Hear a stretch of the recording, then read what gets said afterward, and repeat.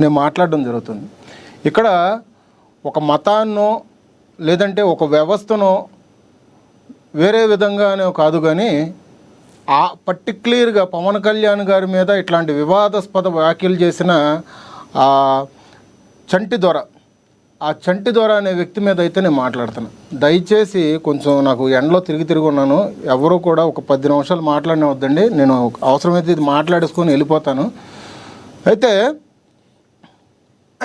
ఈ చంటి దొర alias David Kennedy అండి.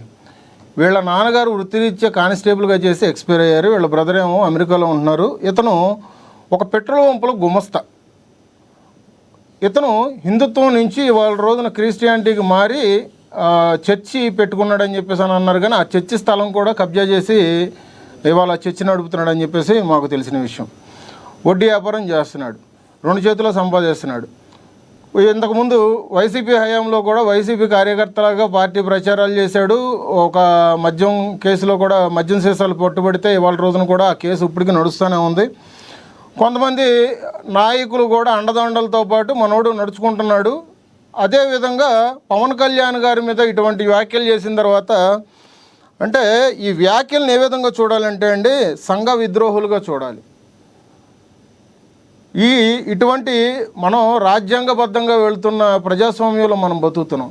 ఇటువంటి చోట 2000 సంవత్సరాల క్రితం సనాతన ధర్మం ఎలాగుంది, 2000 సంవత్సరాల క్రితం సనాతన ధర్మం ఎలాగుంది అనేది నువ్వు తెలుసుకున్నవాడు అయితే నువ్వు మతం మారు. ఇంకోటి, నీ మతం ఇప్పుడు క్రిస్టియానిటీకి మారిన తర్వాత ఇప్పుడు వరకు నీ క్యాస్ట్ సర్టిఫికెట్లో కూడా క్రిస్టియానిటీ అని పెట్టుకోవాలి, అదే హిందువుగా నువ్వు మార్చుకొని వెళ్తున్నావు.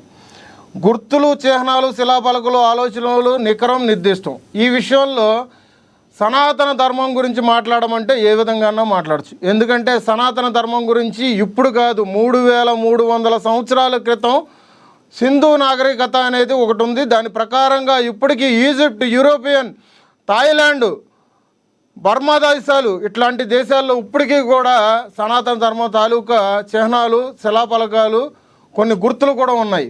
దానిలో భాగంగానే ఇవాళ రోజున పవన్ కళ్యాణ్ గారు అంత పునరాతనమైన హిందుత్వం ఎప్పటి నుంచో పెట్టుకున్న సనాతన ధర్మాన్ని ఆయన లేవనెత్తారంటే ప్రధాన కారణం ఏంటంటే 2019 నుంచి 2024 వరకు రాష్ట్రంలో జరిగిన దుశ్చర్యలు కానీ, దాడులు కానీ, గుళ్ళ మీద దాళ్ళు, విగ్రహాల మీద దాళ్ళు కానీ, రామతీర్థం లాంటి గుళ్ళో శ్రీరాముడు వారి తల శిరచ్ఛేదనం చేసిన విషయం కానీ, లేదంటే అంతర్వేది రథం తగలబెట్టిన విషయం కానీ ఇవాళ వరకు ఎవరికి శిక్షలు పడలేదే.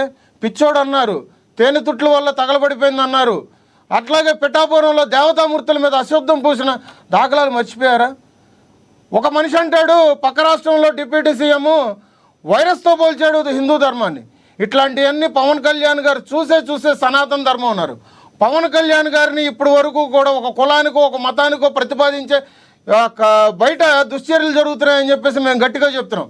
ఎందుకంటే ఇదే కోనసీమ జిల్లాకు సంబంధించి ఇదే అంబేద్కర్ కోనసీమ జిల్లా పేరు మార్చినప్పుడు జగన్మోహన్ రెడ్డి గారు రాష్ట్రంలో దళితులకి, కాపులకి ఎన్ని గొడవలు పెట్టాలని చెప్పేసి చూసిన దాఖలాలు మేము ఎన్నో చూసాం. ఇవాళ రోజున నేను ఇంతదిగా వచ్చి మాట్లాడడానికి ఈ డిబేట్ అయిపోయిన తర్వాత కూడా నేను రానని చెప్పొచ్చు. కానీ ఆఖరి క్షణంలో ఈ 10 నిమిషాల సమయంలో ప్రజలు తెలుసుకోవాల్సింది చాలా ఉంది.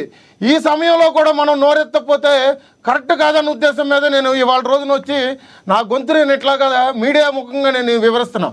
ఇక్కడ ప్రధానంగా ఒకటి గుర్తుపెట్టుకోవాలి, పవన్ కళ్యాణ్ గారు లాంటి వ్యక్తి డిప్యూటీ సీఎంగా ఉండి, జనసేన పార్టీ అధ్యక్షులుగా ఉండి, పిఠాపురం నియోజకవర్గంలో అభివృద్ధి బాటపడుతున్న చోట పిల్లల మీద కుల వివక్ష అనేది చూపించారు పాఠశాలలో. ఏం చేశారు? మీ పేటీఎం బ్యాచ్ సగం సూట్ గాళ్ళు వేసుకొని వచ్చి ఏం చేశారు? బీటీఎం పార్టీ గాళ్ళు వచ్చి ఏం చేశారు? ఏమీ చేయలేకపోయారు. దానికి మేము చాలా పారదర్శకంగా, చాలా సున్నితంగా మేము చాలా స్పందిస్తున్నాం. కానీ ఇదే విధంగా మేము వెళ్తూ ఉంటే కనుక, ఇదే విధంగా మేము వ్యాఖ్యలు చేసుకుంటూ మేము చూసుకుంటా ఉంటే కనుక ఖబర్దార్ చెప్తున్నాను, ఇవాళ రోజున మీకు కొంత 11 సీట్లకి మిమ్మల్ని పరిమితం చేసిన వాళ్ళు రేపొద్దున జనాలు ఇంట్లో నుంచి బయటికి లాగొచ్చి కొడతారు.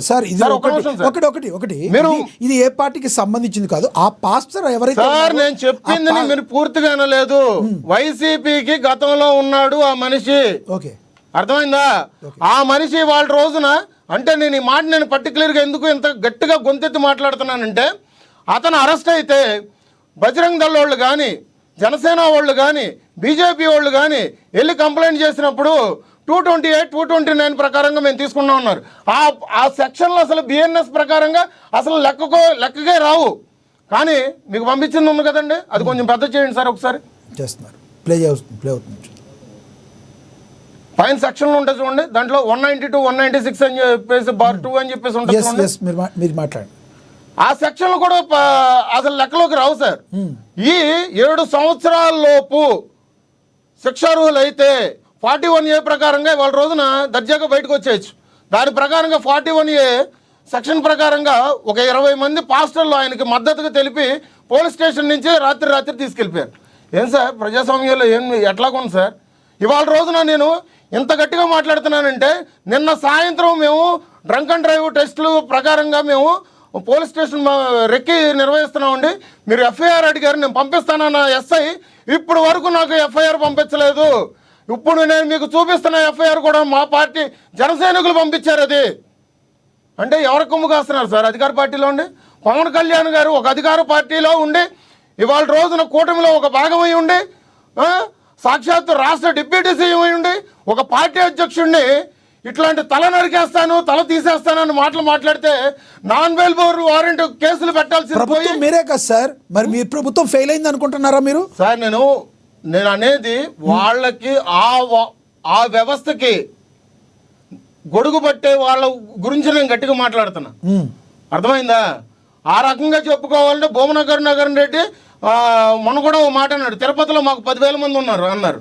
అంటే వాళ్ళ గవర్నమెంట్ దిగిపోయినా కానీ వాళ్ళ వ్యవస్థకు సంబంధించి వ్యక్తులు ఇప్పటికీ పనిచేస్తున్నారు అనేది తేడతెల్లం అవుతుంది ఇట్లాంటి విషయంలో. రైట్. ఇప్పుడు ఆ పాస్టర్ వ్యాఖ్యల్ని నేను ఖండించదగ్గ ఏమి నాకు కనబడతలేదన్న లక్ష్మణరావు గారికి మీరేం చెప్తారు? సార్, లక్ష్మణరావు గారు ఏదైనా కానీ ఆయనకి పూర్తి అవగాహన లేదు. ఎందుకంటే గతంలో కూడా కైకులూరులో ఒక వినాయకుడి విగ్రహం విషయం మీద దళితులకి, కాపులకి, అక్కడ జనసేన వాళ్ళకి గొడవలు జరుగుతూ ఉండంటే ఓన్లీ ఆ విషయం తెలుసుకోకుండా దళితులంటే ఆయనకి అమితమైన ప్రేమ. తప్పేముంది, అందరికీ ప్రేమిస్తారు. అర్థమైందా? దళితులంటే ఆయనకి అమితమైన ప్రేమ. మేము చెప్పుకోము, ఆయన చెప్పుకుంటాడు అంతే. కానీ ఆ విషయంలో ఒక పోస్ట్ షేర్ చేసినందుకు ఇవాళ రోజున కైకులూరులో ఆయన కేసు ఉందా లేదా కనుక్కోండి. ఆయన నోటితో ఆయనే చెప్పారు కదా ఒకసారి డిబేట్లో చెప్పారు. సో ఇక్కడ ఏంటంటే లక్ష్మణరావు గారు లాంటి వ్యక్తులు కూడా పూర్తి అవగాహనతో పూర్తిగా తెలుసుకొని, మీకు కావాలంటే అక్కడ కాంటాక్ట్ నెంబర్లు ఇస్తాను, అక్కడ సింగరాయపాలెం ఆ ఊర్లో మొత్తం అంతా మీకు సంబంధించిన వ్యక్తులు పేర్లు కూడా చెప్తాను. మీరు వెళ్ళి మొత్తం కనుక్కోండి.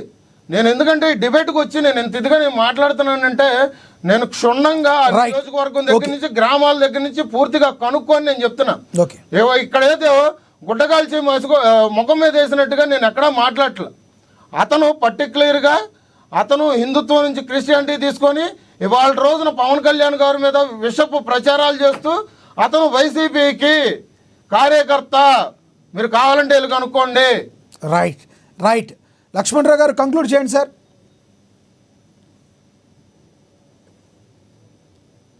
లక్ష్మణరావు గారు మీ వాయిస్ మ్యూట్లో ఉంది సార్, చూడండి. లక్ష్మణరావు గారు చెప్పండి, కంక్లూడ్ చేయండి. ఇప్పుడు మన యూట్యూబ్ ఛానల్ చూస్తే చాలా మంది శివశక్తి అని పేరు, లేకపోతే ఇంకోటి పేర్లు, చాలా హిందూ ధర్మాన్ని కాపాడు పేర్లు అన్ని పెట్టి వీడియోలు చేస్తుంటారు. వాళ్ళు వీళ్ళు తిట్టడం, వాళ్ళు తిట్టడం, వాళ్ళ